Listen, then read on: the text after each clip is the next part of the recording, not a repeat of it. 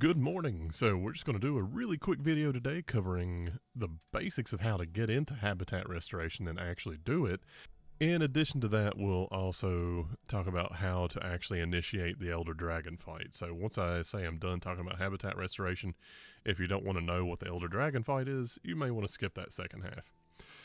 So once you get to a certain point in the demo, you will open up a camp in your area. You'll actually fight off an invasive species. And that's how you actually unlock all the camps around the edge of the video, and I'll show you what each of the invasive monsters are that you're going to fight if you want to go through and unlock them here in just a minute.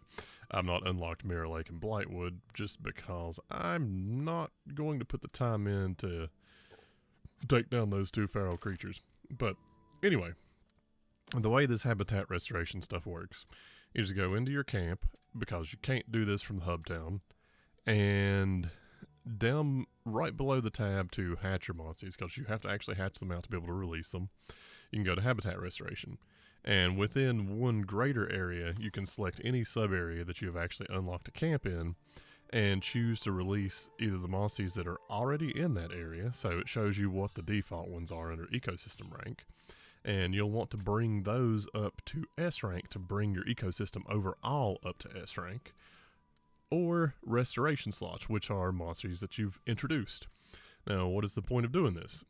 Each little area has its own egg-specific skills that you can get if that habitat is actually brought back up to S rank. So if you take the time to actually raise a habitat up to S, then you can start finding eggs with those skills. So for the region that we're in right now, S rank gives Battle Thirst. So once you bring the ecosystem up, then you can actually start introducing species, and those are where your introduced spots come from to add those genes onto those eggs. Now, are the ones within the demo actually super good? Well, it depends. If you actually plan on trying to push way above your weight class and actually beat the monsters that are in the demo, yes, they're actually going to be almost necessary under those circumstances. If you're not planning on doing that, not really. It's not something you need to do pre-release, but it is a system that's there if you want to try to push as hard as you can. Personally, I enjoy playing RPGs like this with a little bit more of a laid-back state, so I'm not really going to be pushing that hard into this stuff. But it is a fun system still to take advantage of, and it was something to do. Now, to unlock all the camps, you have to go through and fight all the different feral species, which are really sort of the goal for people trying to push a little bit harder in this. There's not that many people, I think, trying to take down the Elder Dragon. But if your goal is to actually take them down, then you probably want to participate in this. So which feral species are you going to fight? One of them is relatively easy, and that's Palumu. And I'm actually at the camp where you can beat the Feral Palumu and unlock that one. So probably you could go ahead and take that one. That one seems to be well within the reins of the demo. The next one up is actually Feral Nerscylla. This one is where things actually start getting a little bit challenging. Feral Nerscylla can hit really hard and takes a little bit of prep work to get into. I went in and only fought her once. I could see it being relatively achievable if you're just taking your time. She's not that much harder than the one that you were forced to fight earlier on that had a similar sort of setup. But yeah, so doable, but more challenging. A little bit more prep work necessary.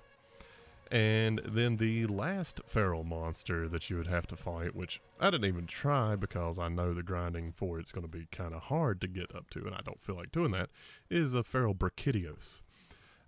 He, from what I understand, there's a very specific strategy that you can use that almost guarantees you the win.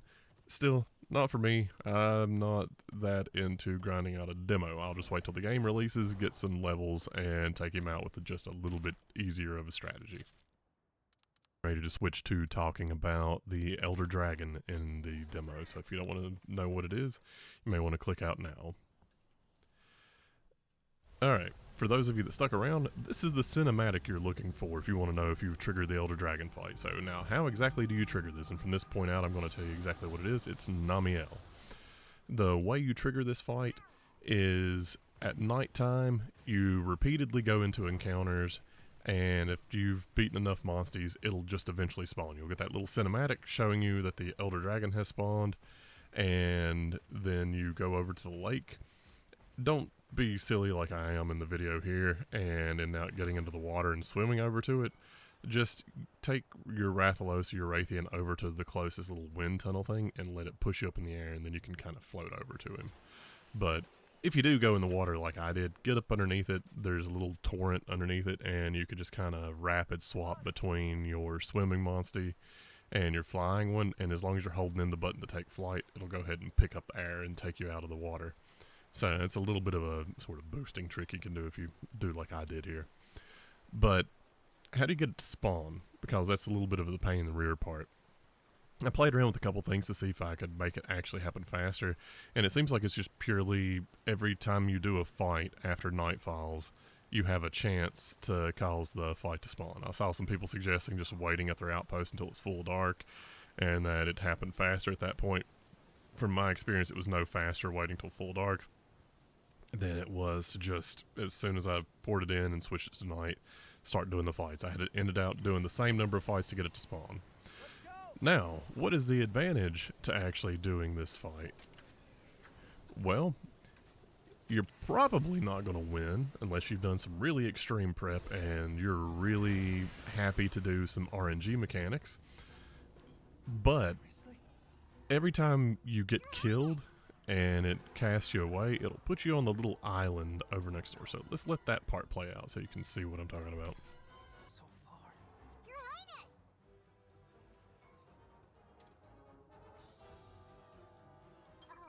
You'll spawn back in with a clearly visible item from the nearby island. So you can just hop in the water, grab the item, and then go back to that island. And it's going to be a Namielle hide. And the reason why that's useful is because all of the baseline items only take 3 hide to produce. So you can farm this up to get some really strong early game armor.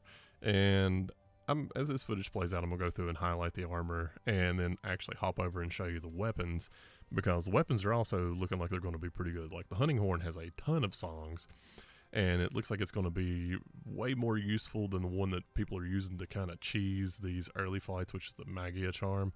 The reason why they're using it, the Magia, by the way, is because if you build up to the 4-note medley song, it'll restore heart, so you can kind of use it to keep you going in fights that you're guaranteed to lose hearts in.